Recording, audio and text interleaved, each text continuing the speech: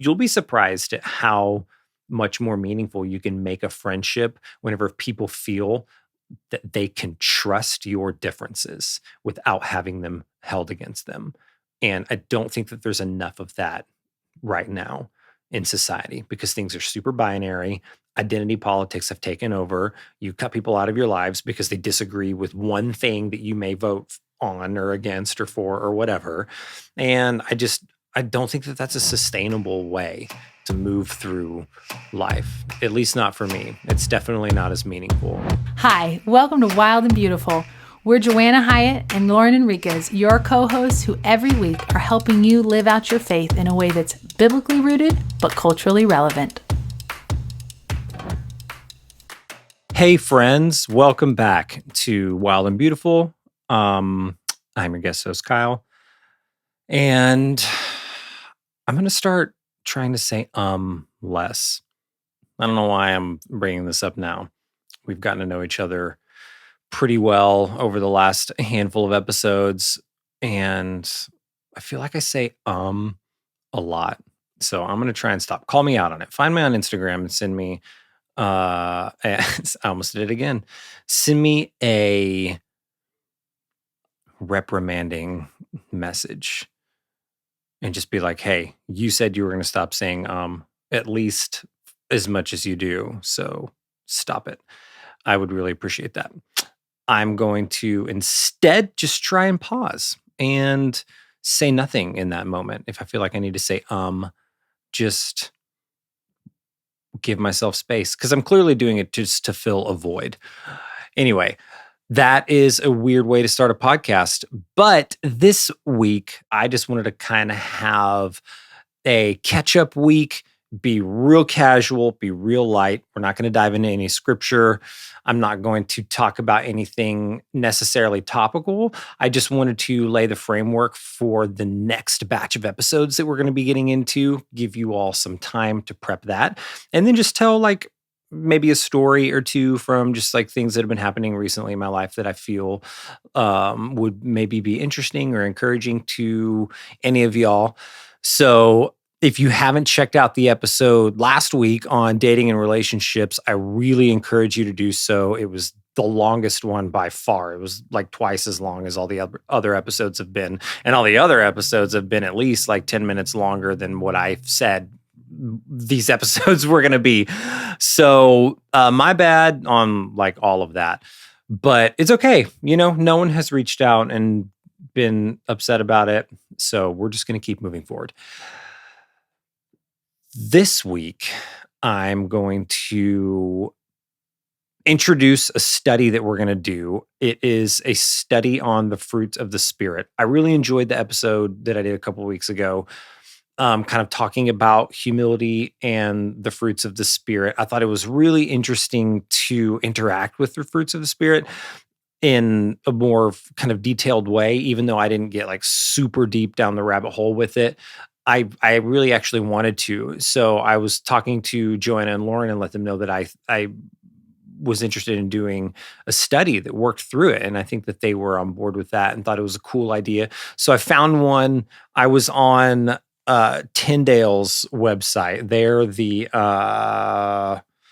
publisher that has the study Bible that I've been using for all of these episodes. And I've been linking that a lot in case anyone wanted to pick one up. It's a really good study Bible. It has such great notes and it just frames things in a really cool way. And like the history, you know, before each book is really cool. And I just think it's like a really good investment. And like, I really enjoy having it as a supplement to just like my normal Bible that I'll take to church. So this is a life change study. And it's called The Fruit of the Spirit. Now, that could be kind of hard to search. I know for a fact there's at least a handful of books currently out that are Bible studies on the fruits of the Spirit, and they're called The Fruit of the Spirit.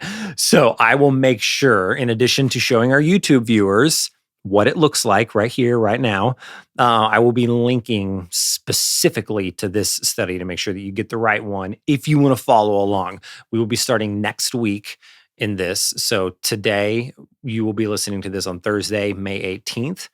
In 1 week, we're going to be starting the study on the fruits of the Spirit, and I will be linking that. You're more than welcome to go to Tyndale's website and buy directly from the publisher, but I got it on Amazon and I got it in like 2 days. So I would recommend you do that if you want to get a copy and work through it in real time. If not, they'll just be, I'm going to, package and format these studies in a way where if you just want to listen and consume it as content, then it's going to be great. Like, you do not have to follow along with this study. So don't think that you've got to, sign up for this, like, well, we're doing like a Bible study in the podcast now. And so if I want to still listen every week, then I have to like get this book. You don't. You absolutely do not have to. It's a goal of mine to make sure that I do the study each week and engage with it in a way where I can then just repackage what I felt was meaningful about it and share encouraging things from it with you all, and kind of work through each week and read through some of the highlights and some of the key points, so that if you don't want to get the book and you don't want to follow along, you can just listen, and it should feel like a normal podcast episode where we will do like a topical dive into something from scripture. It'll just be the fruits of the Spirit one by one. So I'll link to that. I would recommend getting it through Amazon just so that you can get it faster if you wanted to start working through it. If not, we're good. No problem at all. So I thought that would be interesting. See, there's an right there. I've been doing better though. I've been thinking about it literally since I started recording. We're 6 minutes in, and it's the only thing that's been on my mind is not saying Isn't it funny how things that bother you about yourself just never leave your brain? Anyway, so kind of moving through. Yeah, so it's 9 sessions. So we would be working through this in 9 weeks. And if the girls come back for some reason before that, I don't think they will. But if they do, then I will either adapt this, we'll move through it faster. Maybe I'll just pick some of my favorites and we'll kind of wrap up. Maybe I'll do just like a slightly longer episode and kind of lump some of them together. Either way, we'll figure it out. I have faith in you. We will get through this together. I'm not worried about it. But I think that this is going to be a really good study. So it's love, joy, peace, patience, kindness, goodness, faithfulness, gentleness, and self-control. And it's really cool. And each one of those is oriented around a particular situation from that behavior. So I think it's going to be really good. I haven't actually done this particular study before, but I spent some time kind of going through it and just reading through just kind of random sections and kind of seeing how they framed it and seeing how they worked through it. And it's really interesting. So I think it'll be fun. It has like this really short little blurb at the beginning. And then each week, it's got probably, I don't know, at least like 10 or so questions that prompt you into working through the scripture. And so it has you do a lot of scripture reading and then asks pretty specific questions about your time in that part of the passage. And then you can kind of write in your answers to those questions. And so some of the questions are pretty direct. Other ones are a little bit more broad just in terms of how you feel about it. But I think that it's really interesting, and I think it's going to be really cool, and I hope it's super encouraging. I hope it's a fun thing to do in the podcast. I'm going to do my best to format it in a way to where if you don't want to work through the study and you don't want to get the book, you can just listen to the episodes and it'll just be like a nice, encouraging, weekly study of each of the individual fruits of the Spirit. So, and I may, decide to supplement further with, additional things outside of the study, but knowing how long-winded I can get and how comprehensive this seems like it's already going to be, we'll probably be fine with just the book. But if anyone has any feedback or questions or anything, surrounding this, as always, like reach out, let us know. That was fine. I'm going to let that one slide. Let's see. So that's the next kind of batch of episodes for the podcast. We'll be going through the fruit of the Spirit. I think it'll be really fun. So moving on to just life updates. I'm super into rock climbing outside. It's one of my favorite things to do at this point in my life. I'm a member of a climbing gym in Nashville and it's in our neighborhood, which is dangerous because I am there 5 days a week. Spend a lot of time there. It's been really great for my physical and mental health, and it's been awesome to find like a physical activity that I can orient my exercise around and have really cool, really fun kind of training goals and have something to develop, some new skills. It's pretty fun. I mean, they're not really transferable to anything else that I do, but that's kind of the beauty in it is that you just do it because you love it. Climbing is a really silly thing to do, but it's also amazing and it's awesome. And I honestly, I feel like it's a deeply meditative and spiritual thing to do if you're outside, and it's been unreal.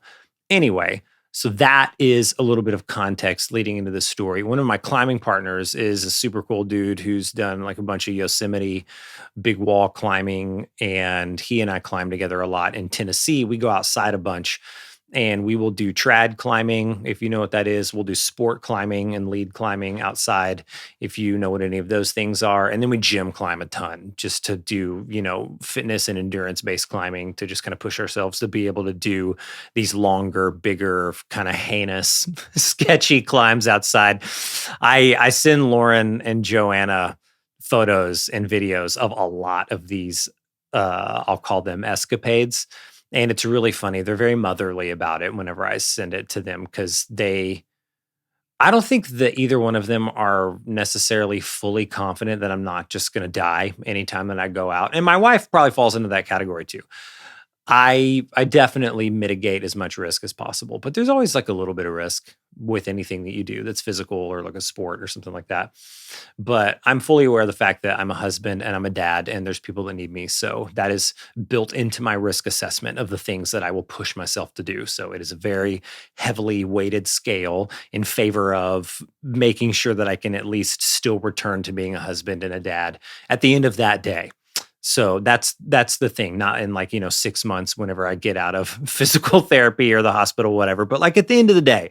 So that's the goal, but that's been amazing. It's been a super fun thing to do. So anyway, my climbing partner, Trevor, is a super interesting dude. And he has like a very broad worldview on a lot of things. He's super open-minded. He's really well read and well studied, and he's very inclusive and understanding. He's very curious whenever it comes to, people's beliefs and things like that. And it's just, he's a super cool dude to talk to. He's lived a lot of life. I mean, I'm about to be 34. He's, I think, I don't know, 6 to 8 years older than I am, maybe 10 years older than I am. No, he's not 44. I don't remember.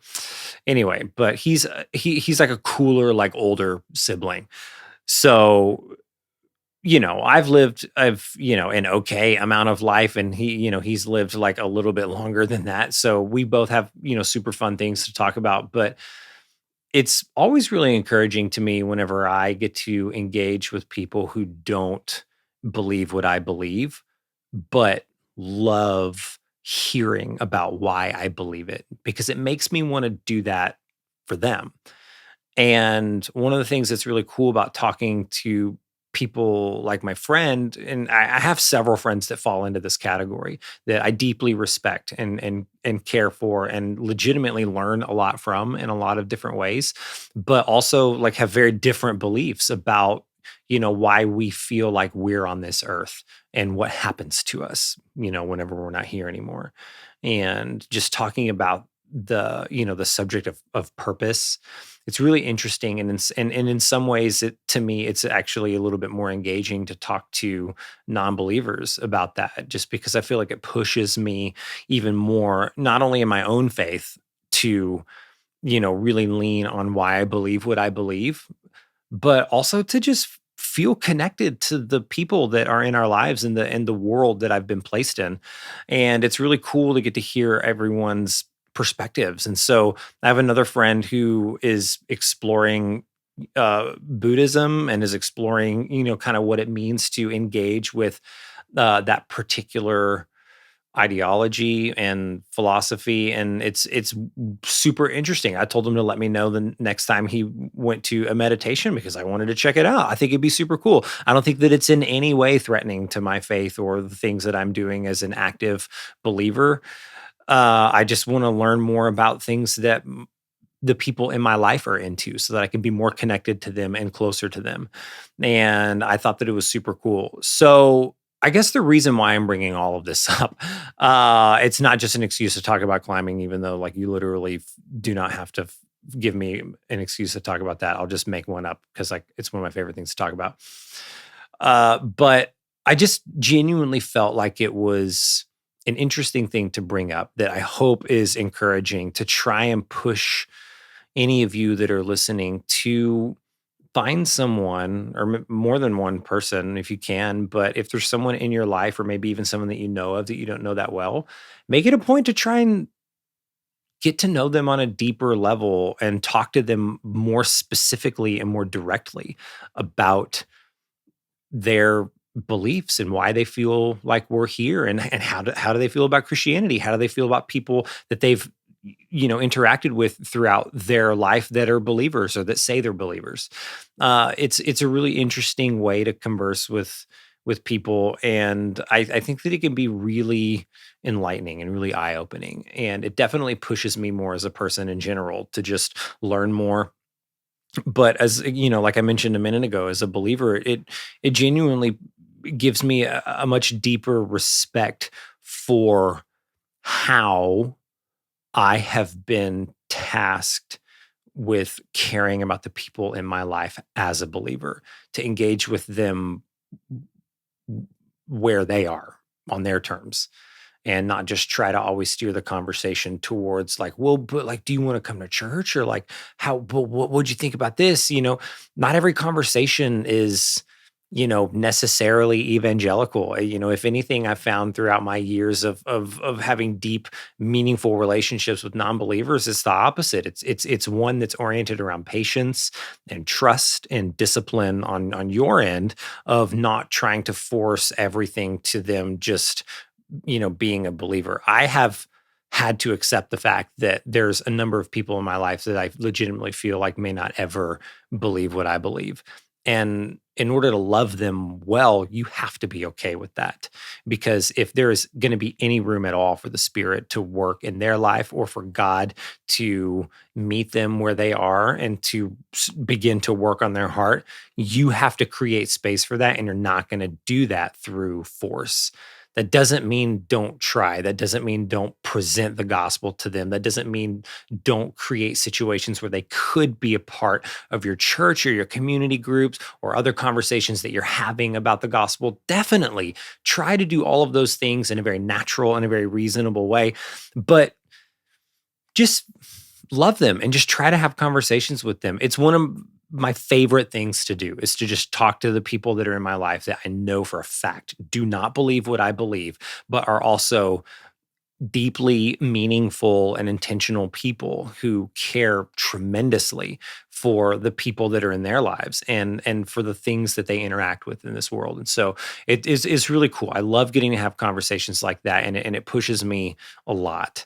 And it just makes me really love the people that God has chosen to put in my life, and to love them in a way that I feel like he would, and does, and just love them on their terms for who they are, and to just be patient and allow things to unfold the way that they unfold. That might be kind of like a hippie, universal kind of way to approach it. I don't think it is. Like I feel like that there are a lot of aspects of that are actually deeply scriptural, in terms of how we love people with where they are, and we lay the foundation for the Spirit to work in their lives, and then we just tend to that in a very genuine and meaningful and patient way, and we just allow God to work in people's lives. They know that He's there. They know what we believe. We don't have to shove it in their face every time we talk, or even somewhat regularly. They're aware. The people that I have seen that have come around to being believers after a number of years, did so through the process that I just laid out. And it's what ultimately proved to me that that could be a really effective way of reaching people. It's not a high turnover way of doing it. It takes a super long time, and you only really have the time to do that with a few people at a time because there's only so much time in the day and you're only one person. You only have so much emotional energy available. But it's super meaningful. I would rather reach one person, every 5 years through a super meaningful and engaging relationship and showing them that they can trust the gospel that they have unfortunately seen misrepresented in so many ways in media and in our culture. And they can trust our friendships. And, I would much rather have that than just try to evangelize to more people in the hopes that some of them would find their way to church. Uh, if Obviously we all have different ways of doing things. I do not want to discourage you from a way that you feel is meaningful to present the gospel to people. But I would challenge you to, if you don't have conversations, at least kind of regularly with non believers about things that you two do not see eye to eye on, do it, try it. It doesn't have to be hostile. It doesn't have to be a debate or an argument. It doesn't have to be a back and forth. It can just be a conversation. It can just be an exchange of thoughts and ideas. And it can be done in a really meaningful way to where you both walk away having had a really fun time talking. And that can be it. That's okay. I think someone fact check me on this if it's wrong, but I believe Albert Einstein said that the mark of intelligence is being able to entertain an idea without accepting it. And that's the definition of intelligence that I use whenever I put these conversations on, the scale, and I think about them and I weigh them. That's the standard that I hold them to, and like, those are the people that I very deeply respect, are the people that I know don't agree with me, but entertain my philosophies and my ideology and my faith, and they genuinely want to know more about it, and they're okay not agreeing with it, and I'm okay with them not agreeing with it. And on the flip side, it genuinely pushes me more as a person to know that it's okay for me to disagree with other things that people say, but to give them space to tell me about it and to learn more about it. So I'm at the point where I feel like I'm about to start talking very circularly and repeating myself, and I'm sure I've already done that in some way. So try it out. Talk to someone about something that neither one of you agree on, but do it in a way to where you feel like you can just be loving and you can just learn and you can show them care and compassion. And you can also show them a side of you that's okay being disagreed with. You'll be surprised at how much more meaningful you can make a friendship whenever people feel that they can trust your differences without having them held against them. And I don't think that there's enough of that right now in society because things are super binary. Identity politics have taken over. You cut people out of your lives because they disagree with one thing that you may vote on or against or for or whatever. And I don't think that that's a sustainable way to move through life, at least not for me. It's definitely not as meaningful. So I hope that that is an encouragement. I hope that's something interesting for you to think about. I hope it's something that you can do soon, is to just find someone and buy them coffee and just talk to them about something that they are passionate about, that they believe in, that you don't hold as a particular ideology that you follow yourself. Try it out. Who knows? Maybe you'll get into a fist fight. I doubt it. I really doubt it. That's not going to happen. None of you are going to get into fist fights over this. I promise. But you will learn something and you'll surprise people in your life by wanting to be more inclusive and open. And that doesn't mean that you're opening the door to them thinking that you're changing your beliefs. It's not that at all. But be secure in what you believe and trust that it will still hold up whenever you are presented with new information from someone else, because what you believe and what I believe is very, very firm and is very solid. And I'm perfectly okay with not everyone agreeing with that. I think it's fine. So that doesn't mean that I don't want to have them think what I think about why we're on this planet, because I think it's very meaningful and I believe that the Bible is true, but not everyone does. And I am okay with keeping those people in my life and engaging with them meaningfully. I want to. And I think that that is what Jesus would do. I think that instead of looking for the reasons why we disqualify them from being part of our faith, we look for reasons to love them and to show them that we are in no way better than them. So, thanks as always for being here. I hope you all have just a super good weekend. I hope you have a great day, and reach out. Questions, comments, anything at all. Favorite cookie recipe, definitely reach out for that. And send Lauren and Joe an email, send them an encouragement, buy them a coffee, anything you want to do. But thanks for being here. I hope that you all have a wonderful rest of your week and you have really great interactions with people and you stay safe. And I will see you in a week, ready to dive in to the fruits of the Spirit. Take care.